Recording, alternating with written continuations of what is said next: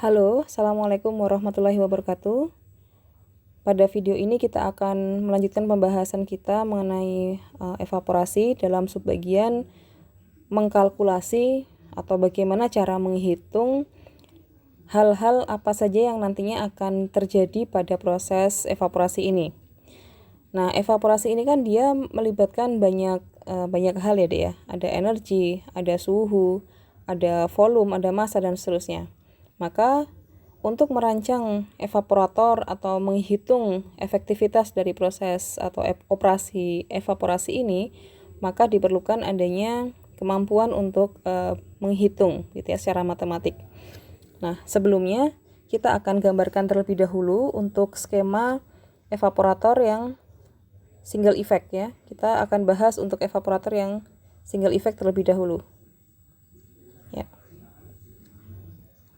Secara umum yang bentuknya hampir menyerupai dandang begitu ya. Nah, ini adalah single effect evaporator. Single effect itu artinya dia hanya satu aja ya. Dia tidak luaran dari dari proses ini, dia tidak merupakan masukan untuk evaporator yang lain atau yang selanjutnya. Nah, di sini bagian tengah ini biasanya kita sebut dengan kalandria ya, yang biasa kita sebut-sebut ya, kalandria. Nah, di dalam kalandria ini di dalamnya ada tabung-tabung ya, ada tubes tadi. Nah, tubes itu berisi oleh steam ya, atau uap panas ya. Nah, kemudian setelah proses ini dia akan menghasilkan dia akan menghasilkan kondensat ya. Karena di dalam kalandria ini kan dia kalau memang diteruskan ya, kalau digambarkan secara lebih rinci itu kan ada kondensor ya. Maka di setelah sini ada kondensor, maka dihasilkan kondensat. Nah, di manakah fitnya, di manakah umpan atau liquid yang akan kita konsentrasikan? Itu ada di bawah sini ya. Dia masuk lewat nozzle atau vessel atau saluran yang ada di bawah, bagian bawah dari evaporator. Nah, selanjutnya apa saja yang belum? Nah, dari feed itu kan nanti kita proses ya, dan yang kita inginkan adalah adanya produk ya, atau bisa kita sebut dengan concentrated product.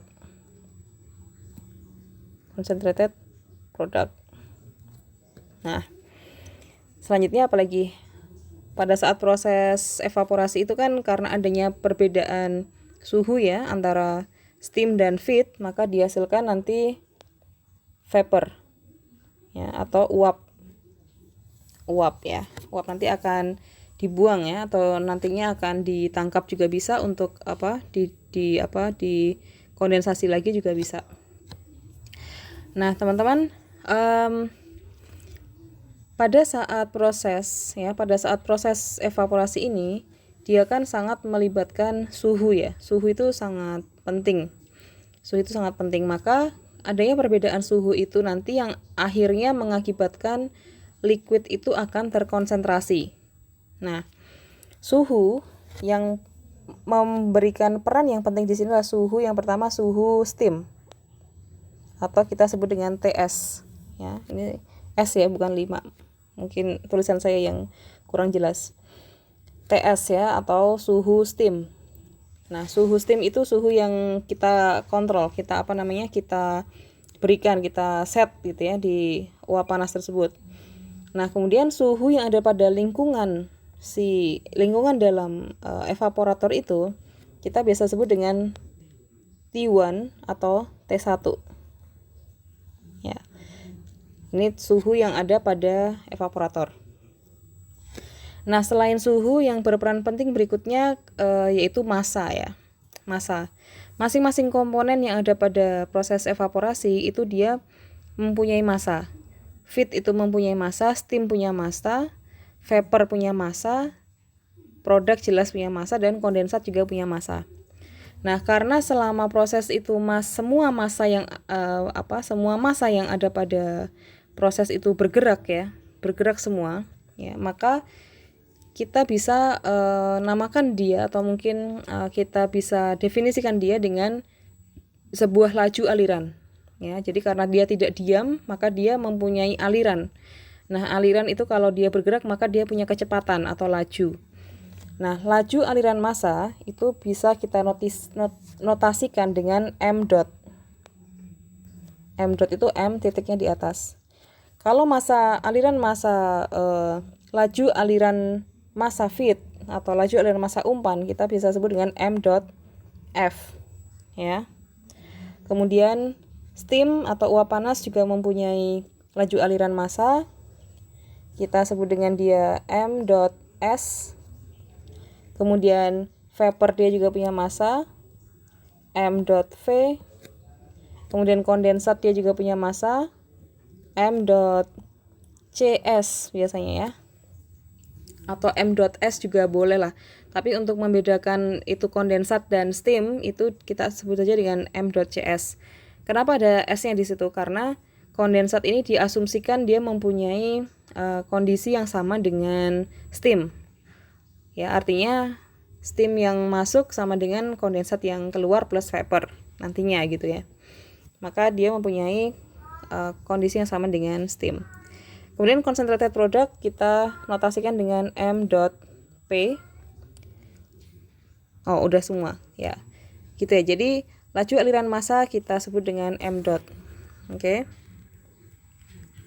Laju aliran massa sama dengan m dot.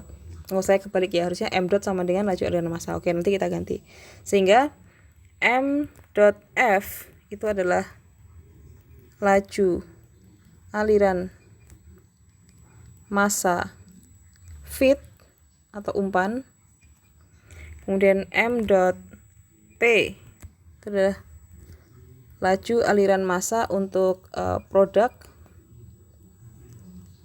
Ini notasinya akan saya samakan dengan yang ada pada bukunya teman-teman, pada bukunya Air Pulsing, biar nanti tidak bingung ya. Atau mungkin ada perbedaan notasi, it's okay lah, asalkan ada konsistensi penggunaan di situ ya. Kemudian selanjutnya m dot cs ya. M dot cs itu adalah laju aliran massa untuk kondensat. Kemudian selanjutnya laju aliran massa untuk steam dan vapor belum ya. M dot s itu adalah laju aliran massa untuk steam. Dan m dot v itu laju aliran massa untuk vapor ya, atau uap ya. Bedanya steam dan vapor ya, kalau steam itu adalah uap panas begitu ya, kalau vapor ya uap gitu. Oke teman-teman, nah selanjutnya itu tadi keterangan notasi ya, keterangan notasi. Selanjutnya di sini yang bergerak ya, yang mengalami perpindahan selain massa, yaitu adalah lebih khususnya lebih spesifik adalah massa solid ya, massa solid. Dimana karena dalam proses ini liquid itu direduce ya, liquid itu kandungan airnya di dalam di dalam produk itu direduce, dikurangin, maka dia bisa berganti fase menjadi vapor ya. Namun liquid yang ada pada feed begitu ya, itu akan tetap di dalam liquid yang nantinya akan kita panen, akan kita ambil sebagai concentrated product. Nah, karena ada perbedaan jenis atau jumlah solid yang ada pada feed dan yang ada pada produk itu berbeda, maka kita bisa definisikan atau bisa kita lebih kita spesifikkan gitu dengan fraksi ya, perhitungan dengan menggunakan fraksi padat ya, atau kita sebut dengan notasikan dengan X. Kalau feed ya berarti XF, kalau produk berarti XP. Nah, sekali lagi X itu adalah solid fraction ya, atau kita sebut di sini ya XF itu adalah fraksi solid. Kenapa kok vapor, steam dan kondensat nggak ada fraksi solid ya Bu? Ya memang karena tidak ada kandungan solid di dalamnya ya. Kemudian XP itu adalah fraksi solid feed atau umpan. Ini fraksi solid produk. Nah, kemudian selanjutnya setelah itu kita sudah X sudah kita tambahkan di sini.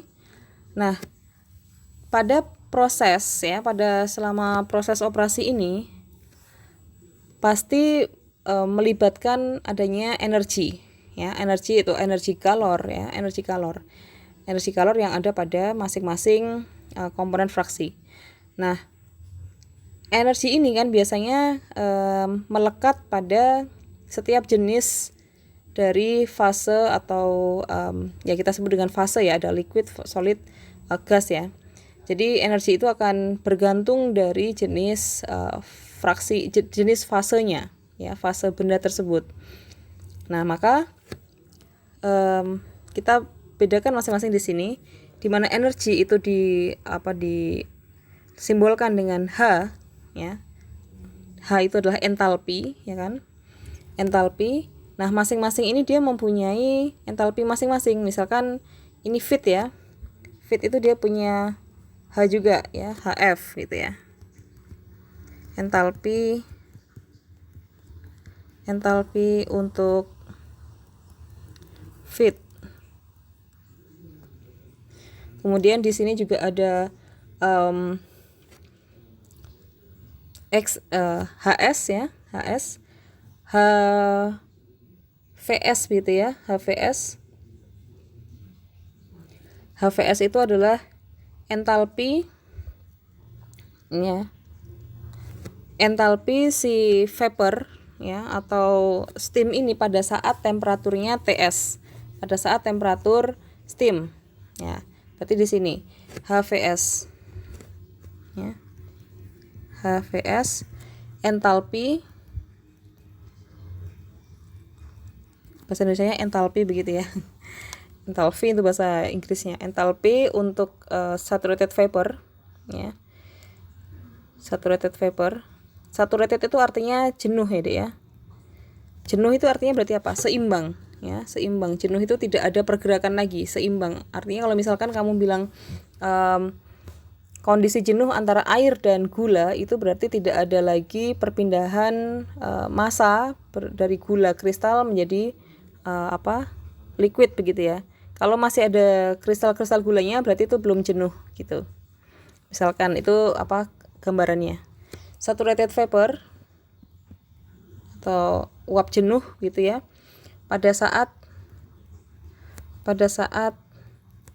temperatur steam atau TS ya, HVS. Kemudian untuk H atau entalpi untuk vapor ya, ini kita sebut biasanya dengan HV1.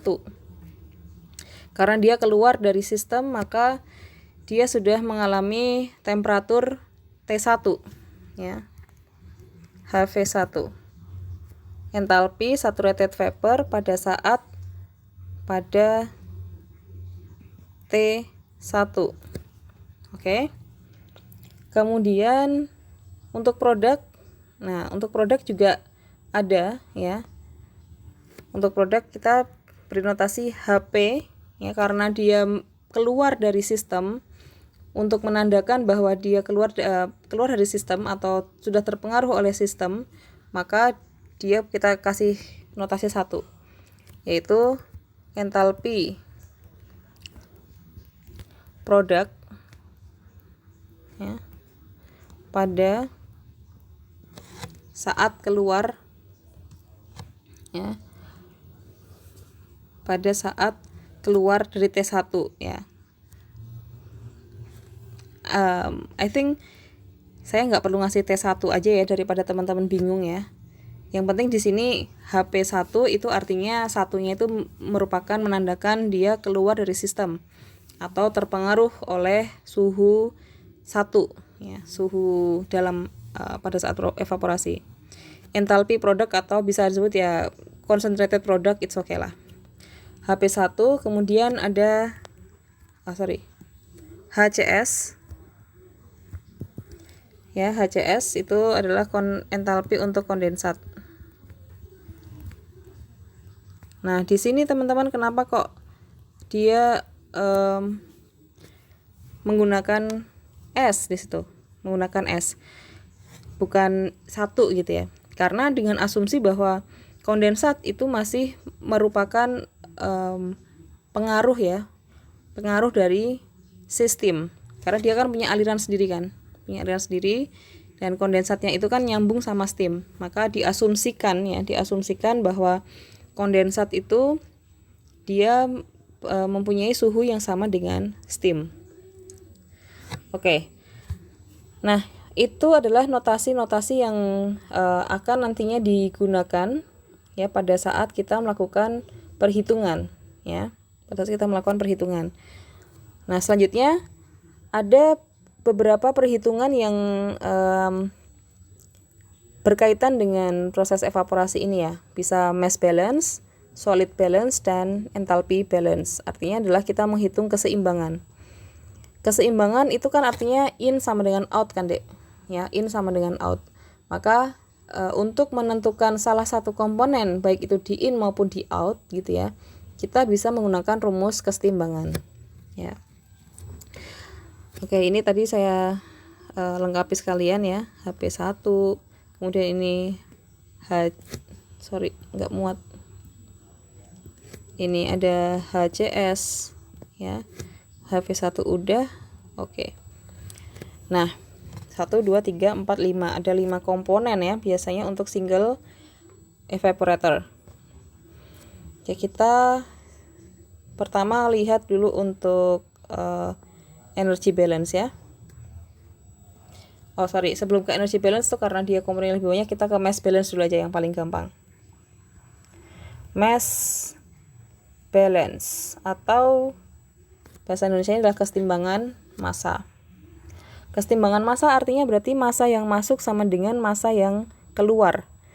Nah, karena di sini massa itu berbentuk laju tadi ya, laju, maka kita artikan bahwa laju aliran yang masuk gitu ya, laju aliran massa yang masuk itu sama dengan laju aliran massa yang keluar. Kita cermati di sini. Ya. Kita cermati di sini bahwa massa yang masuk ya pada single evaporator itu merupakan massa yang terdiri dari feed ya. Terdiri dari feed atau umpan. Nah, umpan itu akan keluar ya.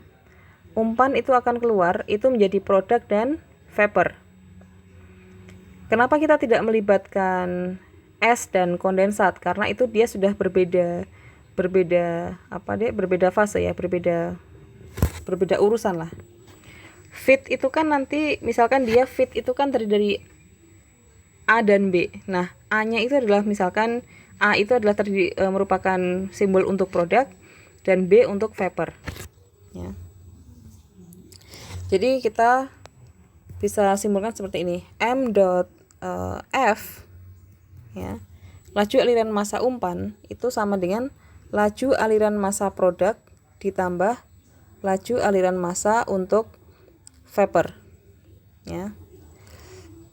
Jadi kalau ini misalkan dia mass balance atau massa awal itu dia adalah C misalkan tadi ya, di mana C itu merupakan gabungan antara A ditambah B. Oke. Jadi kalau misalkan kita mau mencari berapakah laju aliran massa untuk produk ya tinggal M.F dikurangi M.V begitu kan. Jadi ini merupakan penjumlahan. Bisa dibayangkan ya, Dek, yang masuk sama dengan yang keluar.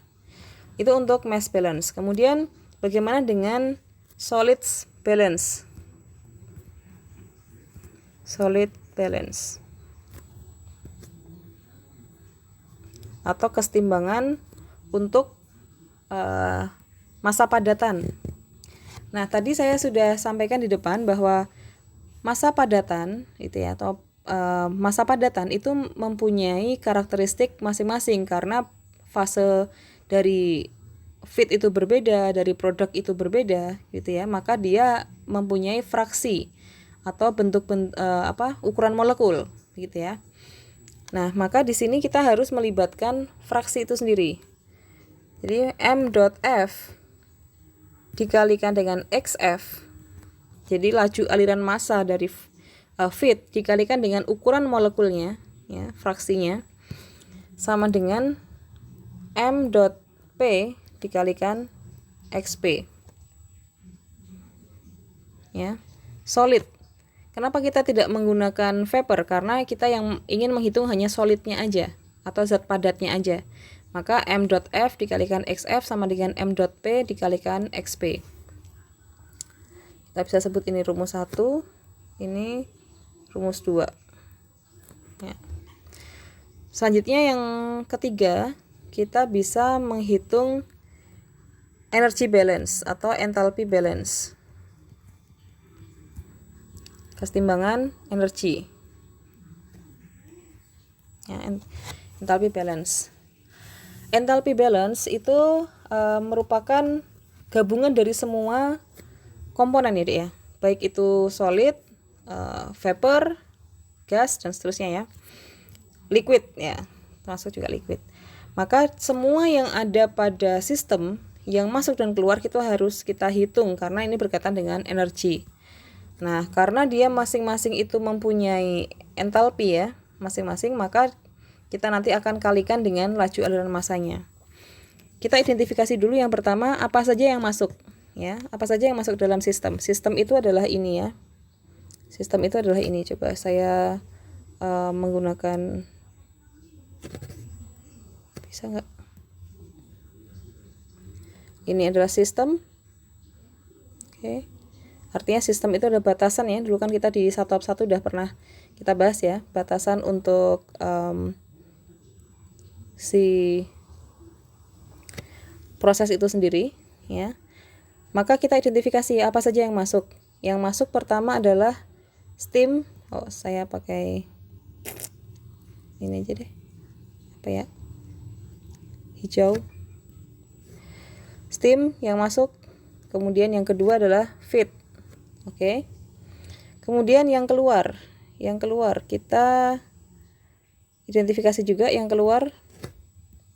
Yang keluar ada vapor ya. Ada kondensat dan ada produk. Ya. Artinya adalah semua komponen yang masuk sama dengan semua komponen yang keluar. Oke, kita kembali ke enthalpy balance ya.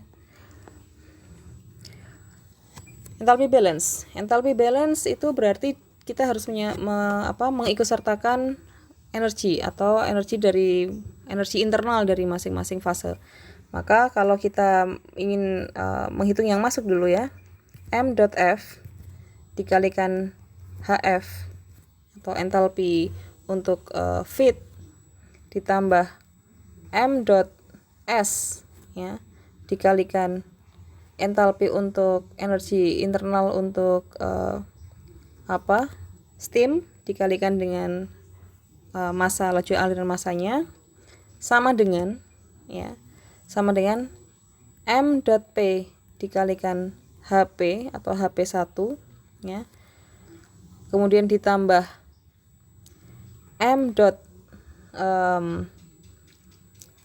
cs dikalikan hcs.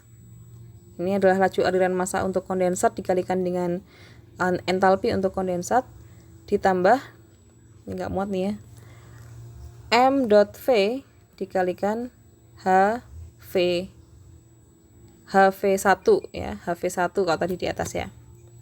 Jadi dia mempunyai pasangan masing-masing ya. Harus nempel sesuai dengan fasenya. Selanjutnya untuk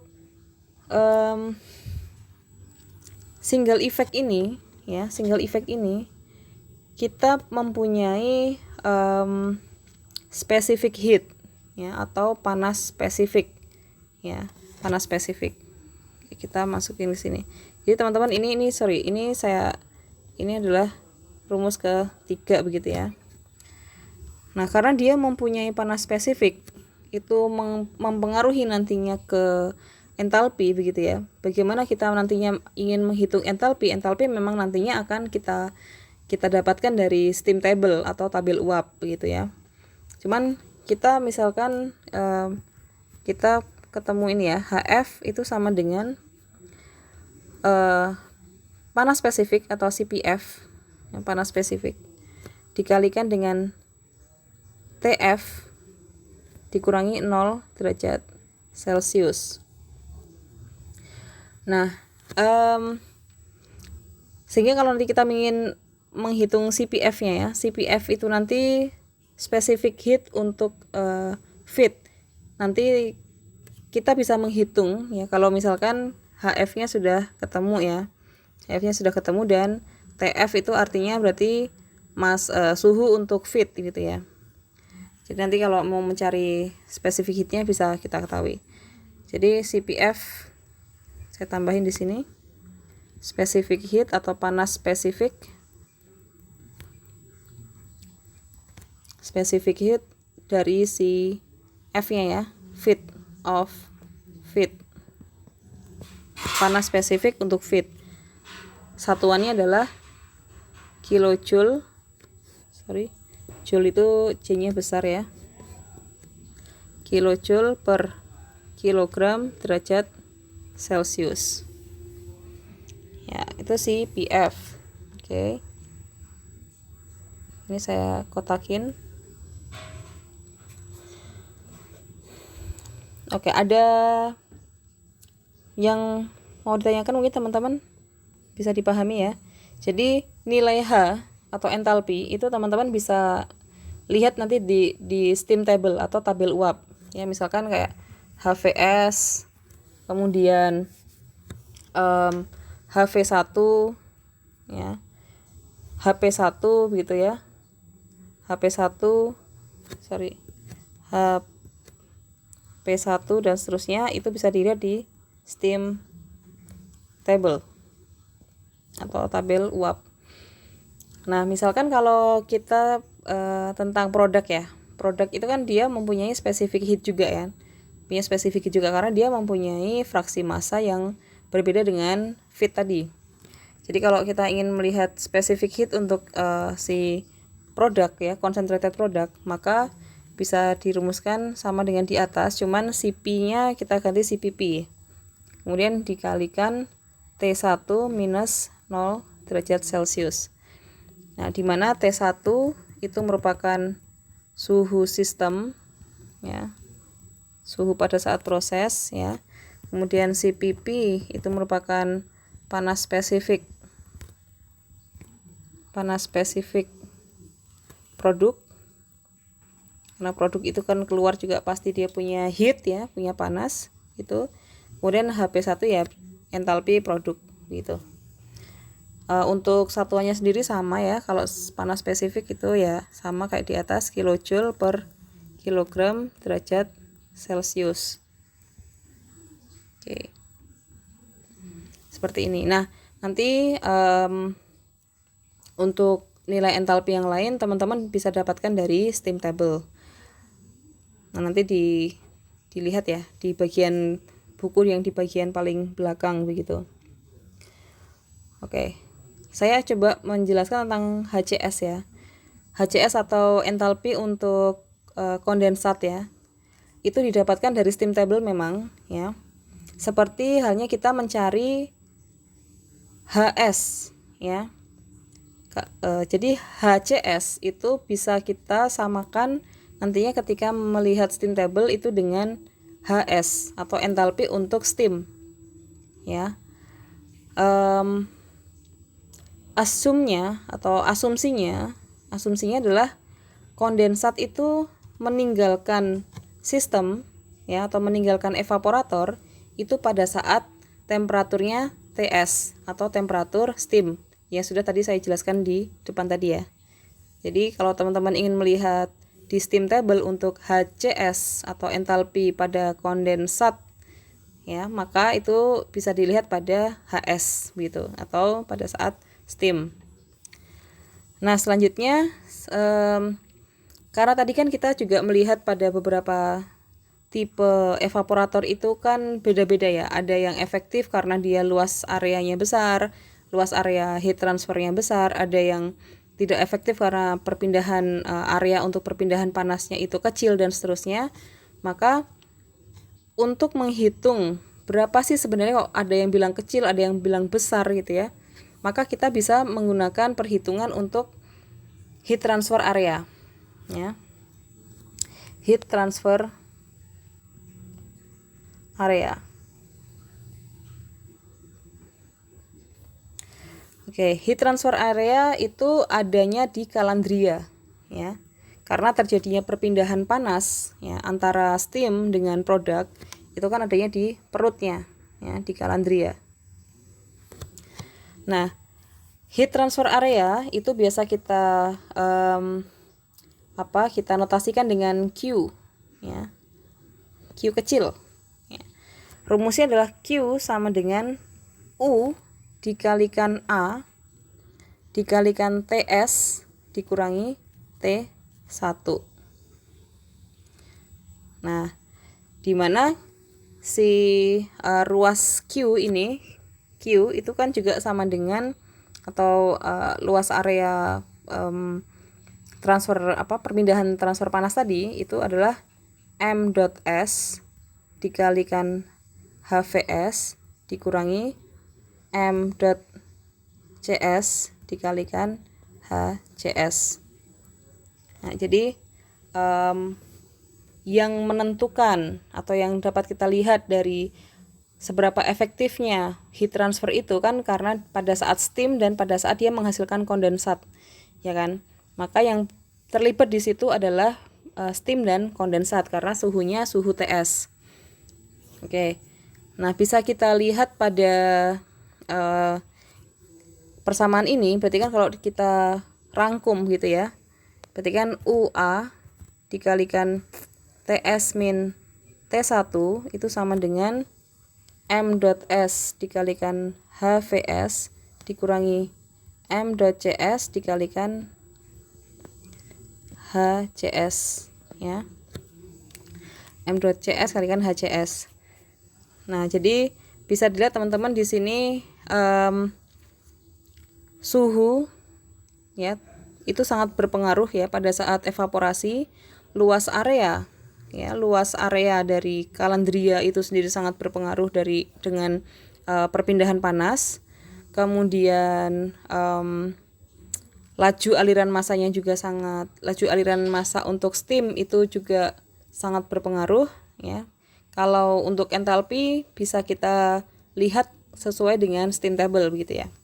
Nah, jadi ini dari rumus ini teman-teman bisa menyimpulkan ya, dari rumus yang sederhana ini teman-teman bisa menyimpulkan apa saja sih yang mempengaruhi evaporasi, ya kan? Ada T, kita lihat biar terlihat lebih jelas. Ada T, ada M, ya, ada A. Kalau ini kan yang U itu kan koefisien, ya. Jadi saya coba tambahkan di sini untuk keterangan dari masing-masing notasinya ya. U itu merupakan koefisien ya, koefisien pindah panas ya. Koefisien pindah panas.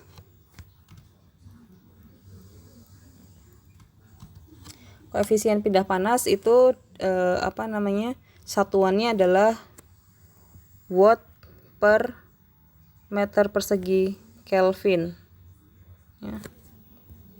K-nya kurang besar, nanti dikiranya K-nya K konstanta ya, Kelvin maksudnya ya. Kemudian A itu adalah luas permukaan luas permukaan dari kalandria,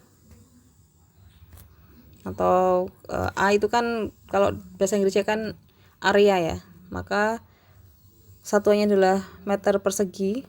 Oke. Terus kemudian TS itu suhu ya, suhu pada saat S atau pada steam gitu aja ya,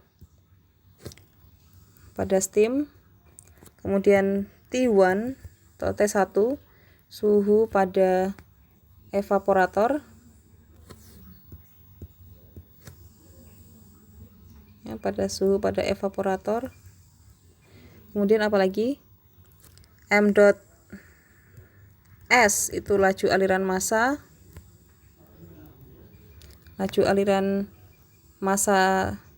steam ya, atau uap panas.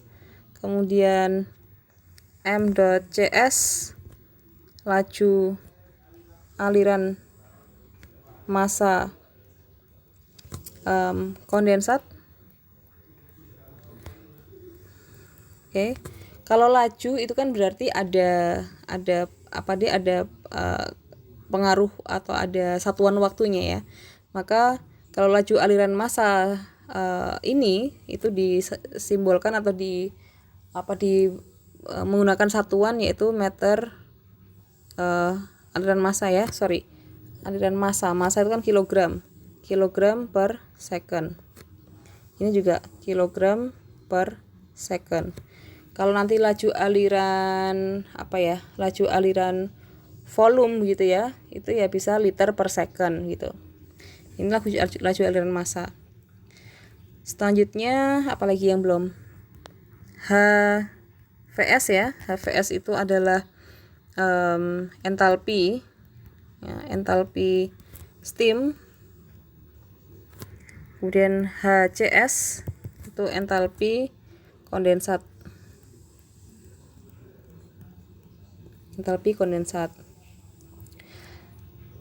Nah, Q sendiri kan teman-teman udah paham ya. Q sendiri adalah heat transfer area ya. Q itu adalah rate of heat transfer. Saya sepertinya tadi ini heat transfer area itu adalah A.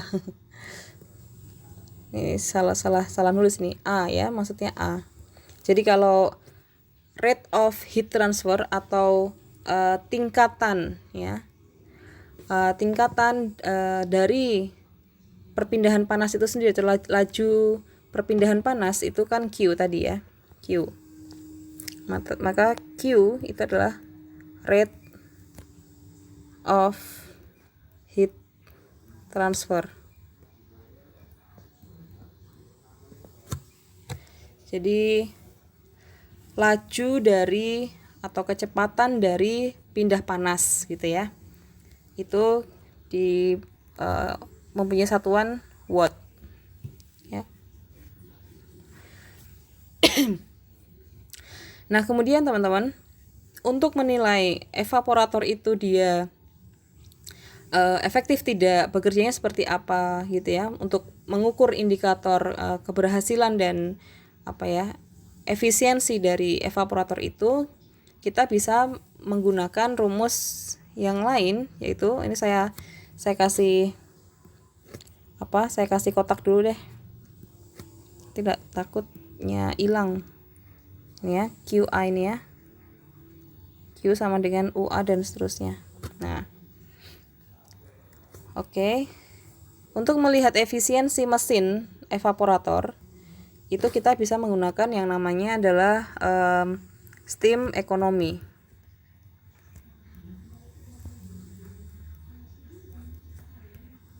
Untuk melihat efisiensi dari mesin evaporator itu sendiri. Nah, steam economy ya. Steam economy itu dirumuskan ya. Steam economy atau SE itu sama dengan laju aliran dari vapor M.V dibagi dengan laju aliran dari steam. Jadi seberapa banyakkah steam ya yang berubah menjadi vapor gitu ya, yang dapat menghasilkan vapor gitu ya, bukan berubah tapi menghasilkan. Karena kan vapor ini kan aslinya atau asalnya kan dari si liquid yang dipanaskan kan, si liquid yang dipanaskan, kemudian uap airnya naik, kandungan airnya naik ke atas permukaan, akhirnya dia pecah ya kan, molekul udara itu dipecah, akhirnya berbentuk atau membentuk vapor tadi. Maka seberapa besarkah si uap panas itu dalam mengubah air yang ada pada liquid product menjadi vapor. Oke. Nah, secara umum ya, typical value atau nilai yang secara uniform gitu ya, yang biasanya terhitung begitu. Steam economy untuk single effect evaporator, jadi SE untuk single effect evaporator ya, single effect evaporator itu mendekati 1 ya. Jadi semakin dia mendekati 1 maka semakin baik begitu ya.